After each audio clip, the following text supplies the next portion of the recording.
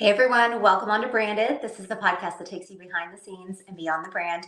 Today we are talking about how to pay attention to questions, scenarios, things that keep getting brought up in consult conversations, sales calls, comments in your content, right? When you're having questions that are being asked again and again and again, this is marketing gold.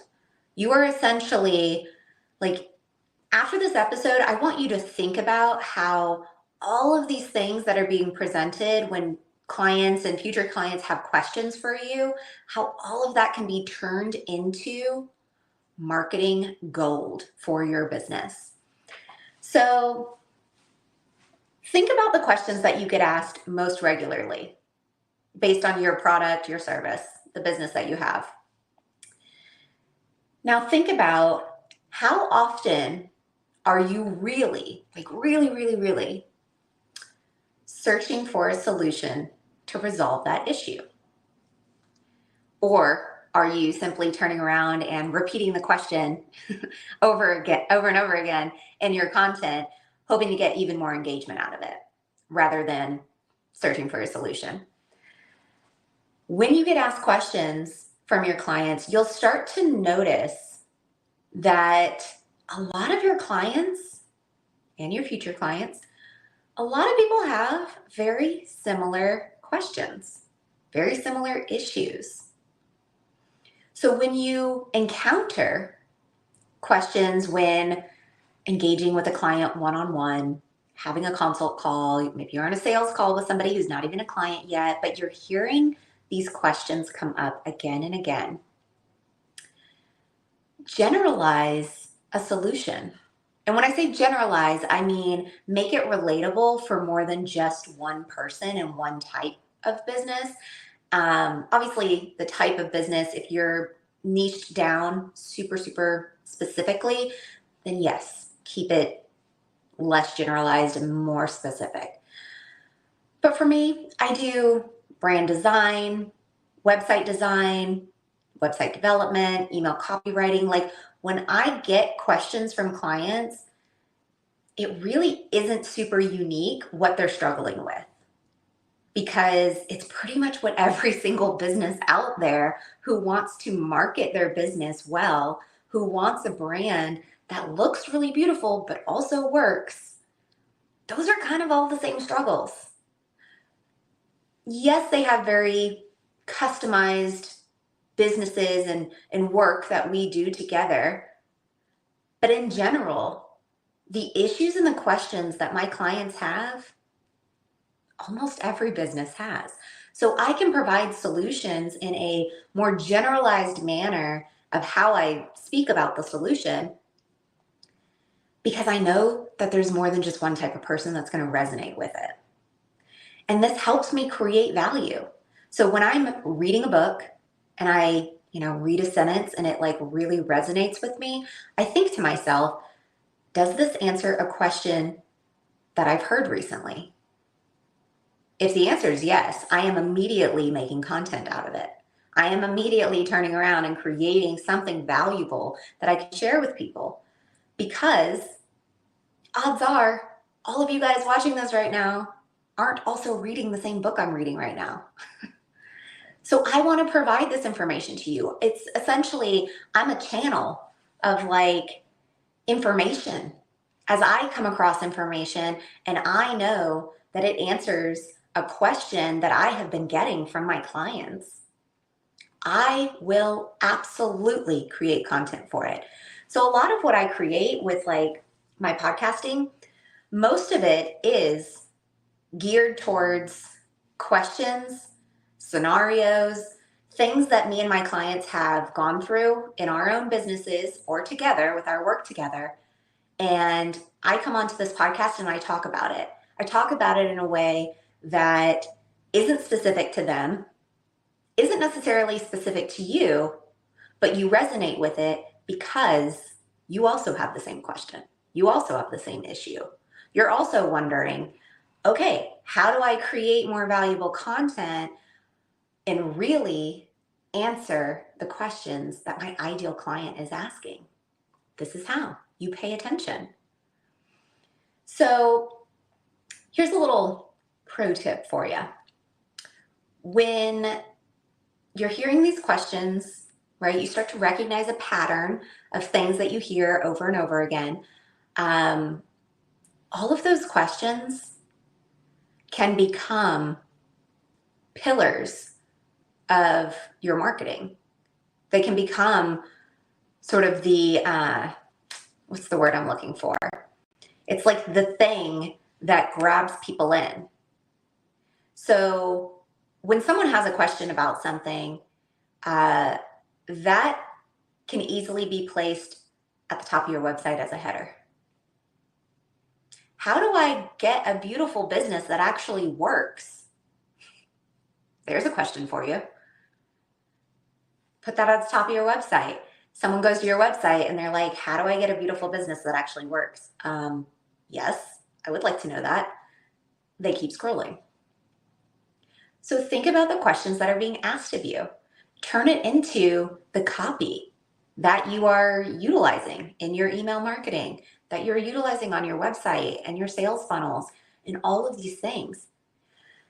If you ever feel like you're at a loss for writing something, putting together content, writing an email, writing a blog, what am I going to talk about on my live this week?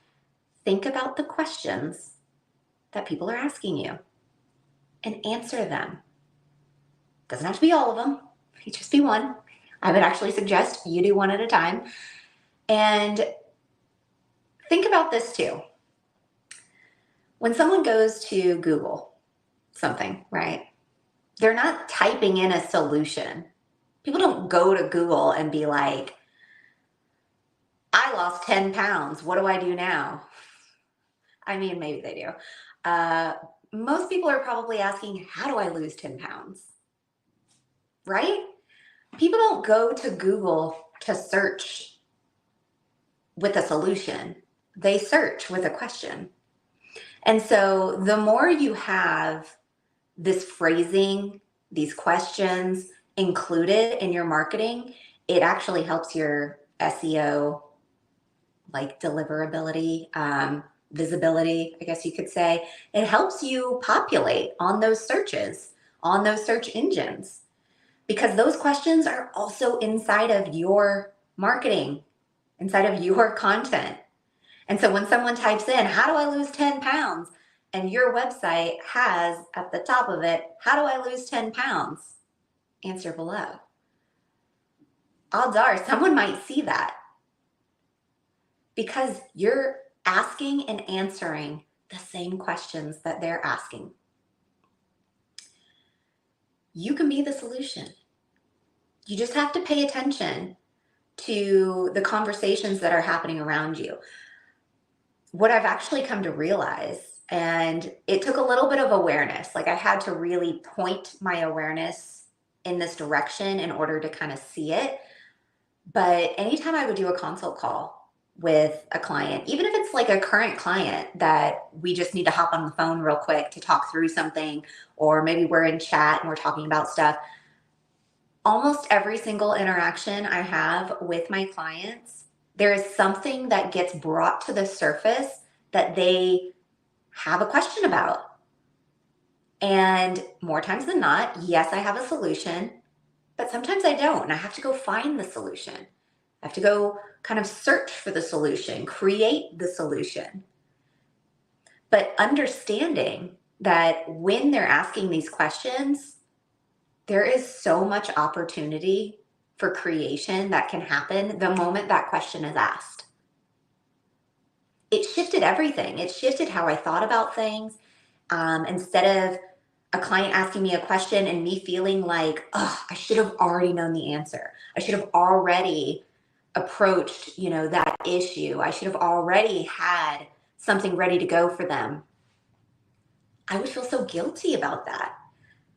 But now, instead, it's like, you know what? I am going to go find the solution for you. I know for a fact we can make this happen. Not sure how yet. I'll get back to you.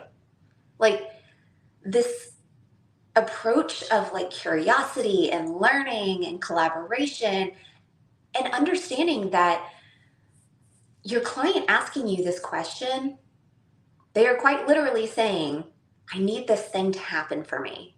Can you do it? Be open and honest with them. If you have the solution, offer it. And if you don't, offer the fact that you'll help them find it. That's just as powerful as already having the answer. So pay attention to what people are asking you because it is marketing gold. It can become all of your content. And what you'll start to recognize when you create your content from this place of really being the solution and answering questions that you're seeing create a pattern, you'll kind of start to notice that you have this very unique kind of thread of what people are coming to you for. And if you're struggling with that question of like, what do I really want to be known for? What do I really do, right? What is my business? What is my expertise? What is my zone of genius? Pay attention to this. Pay attention to what people are asking you. Because if people are coming to you for something very specific, it's because they think you have the answer for it, or you at least have the capability of finding the answer for it.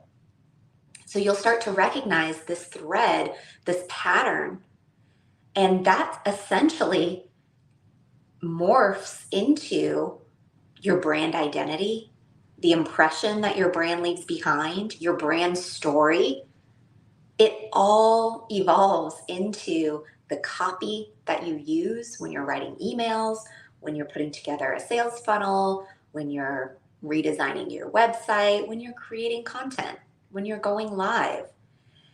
And when you really create from this place where you're always kind of the solution for the questions that are constantly being asked of you, you start creating content from a place of consistency, repetition. People are hearing the question more than once. They're also hearing the solution more than once. And guess what? They're hearing the solution more than once from you, leaving the impression that you are the solution for them. You are the thing that they've been searching for. So this is how you create that consistency, create that repetition, and really become known for something because you've identified what it is that people are coming to you for. Now, this is something to be aware of too. If you're getting people coming to you and asking questions that you have no desire to solve, then it's time to make a pivot. It's time to say, okay, this is not a thing that I want to do. Let me shift gears and, revisit how I'm presenting my business. Because I'll give you an example, because that was a pretty broad statement. But I have clients, even currently right now, that are asking me all the time, do you have time to help me with, managing my social media? I don't. I wish I did. I just don't. One day I will maybe, and I will be able to honor that request. But that is a question that is asked of me all the time. And I understand how much of a struggle it is to keep up with your own social media. And that's why I talk about it so much, about how to streamline the process for yourself, how to really capitalize on those good ideas you're having and turn them into multiple pieces of content and give them some life. Check out last week's podcast episode. You'll know exactly what I'm talking about, the lifespan of your content. But I get this question a lot, and I started to recognize, how am I marketing myself? Am I marketing myself as someone who manages social media? And I recognized I was using hashtags that were like social media marketing and, things like that. I removed those. Once I saw the pattern of people asking, do you manage social media? And I kept saying no. Like, it's just not something that I do. I don't have the time for. And to be quite honest, I don't love being on social media. So I recognize it as a really powerful tool to advertise and market and connect. But I don't want to be on it 24/7. So no, that's not a service I offer. But why are people asking me this? I had to turn the mirror around. I had to look at myself and say, okay, people are asking me this because I think I'm kind of telling them that I do this, even though I don't do this. And so I had to remove that part of my messaging and really focus in on creating beautiful businesses that work, like foundational pieces of your business, your website, your email marketing, what your brand looks like, and the impression that it leaves. Like those are my bread and butter. Those are the things that I want to focus on that fill me up the most. And so I shifted my marketing. So I stopped getting the question of, do you manage social media? And guess what? I don't get that question as frequently anymore. I have a couple clients who basically have it as a wish list that they would love me to do that. And one day I might. But I don't get that question from potential clients anymore, which is great. And that means that by me focusing in and really paying attention to the questions that are being asked of me, it helped me identify how I'm marketing myself and my business and how that is being like received by the audience that sees all of my content. So I hope you found this episode helpful. Essentially, spend the rest of this week just thinking about the questions that people are asking you and then becoming the solution, allowing all of your creativity and your value and your content to embody the solution to these questions. And then you'll just have clients coming to you already sold, like already ready to work with you because they already understand that you are the solution, that you are the answer that they've been looking for, and they really just needed to see proof of it. So I hope you enjoyed this episode. I'll see you next week. Bye. Thank you so much for listening to Branded, the podcast. Please rate and review, and for more information, visit socialjanemedia.com. I'll see you soon.